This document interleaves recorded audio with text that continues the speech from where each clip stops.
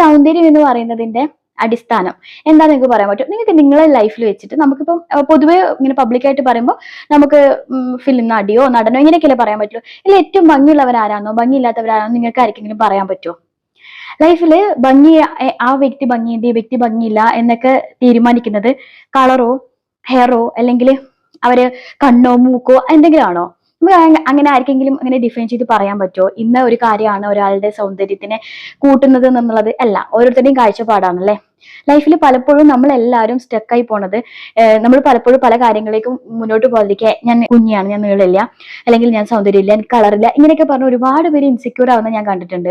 അപ്പൊ അതൊക്കെ ഓരോരുത്തരും മാനദണ്ഡ. ഇൻ കേസ് നിങ്ങൾ ഒരുപാട് പേര് ഇതിൽ കല്യാണം കഴിച്ച ആൾക്കാരായിരിക്കും. കല്യാണം കഴിക്കുന്ന സമയത്ത് നമ്മൾ പെൺകുട്ടിയെ ചൂസ് ചെയ്യുന്ന സമയത്ത് അല്ലെങ്കിൽ ആൺകുട്ടിയെ ചൂസ് ചെയ്യുന്ന സമയത്ത് നമുക്ക് ഒരുപാട് ഇതുപോലത്തെ കാര്യങ്ങളുണ്ടാവും. ആള് വെളുത്തിട്ടായിരിക്കണം, നല്ല ഹെയർ ഉണ്ടായിരിക്കണം, ഇങ്ങനെയൊക്കെ. ഇനി ജീവിച്ചു തുടങ്ങിയപ്പോൾ കുറച്ചായ ആൾക്കാരുണ്ടെങ്കിൽ പറയാം ആരൊക്കെയാണ് ഇപ്പൊ അത് തിരിഞ്ഞു നോക്കാറുള്ളത്? അല്ലെങ്കിൽ എന്റെ വൈഫിന് ഒരുപാട് മുടിയുണ്ട്, വളരെ ഭംഗിയുണ്ട് എന്നുള്ളത് അല്ല, അവളുടെ ക്യാരക്ടറും അവൾ എന്നെ എത്രത്തോളം സ്നേഹിക്കുന്നുണ്ട്, എങ്ങനെ നോക്കുന്നു എന്നുള്ള രീതിയല്ലേ. ശരിക്കും നമ്മുടെ പേഴ്സണാലിറ്റിയുടെ ബ്യൂട്ടിയാണ് നമ്മളെല്ലാവരും എടുത്ത് കാണേണ്ടത്. അല്ലാതെ പുറമേ കാണുന്ന ബ്യൂട്ടി എന്ന് പറയുന്നത് അത് ഓരോരുത്തരുടെയും കാഴ്ചപ്പാടാണ്.